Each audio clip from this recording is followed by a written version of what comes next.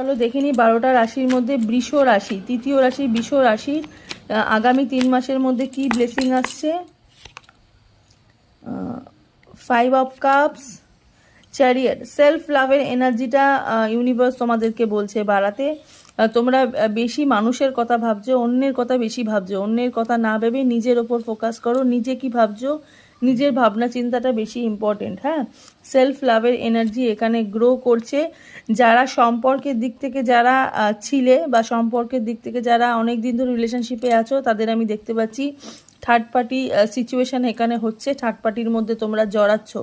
হ্যাঁ, third party সম্পর্কের মধ্যে তোমরা জড়াচ্ছ। কিছু হার্ট ব্রেকিং নিউজ তোমরা পাবে, যেটা তোমরা কখনোই আশা করোনি। কিন্তু সেলফ লাভের এনার্জিটা তোমাদের ঠিকঠাক থাকলে তোমরা এই সমস্যার থেকে তোমরা মুক্তি পাবে।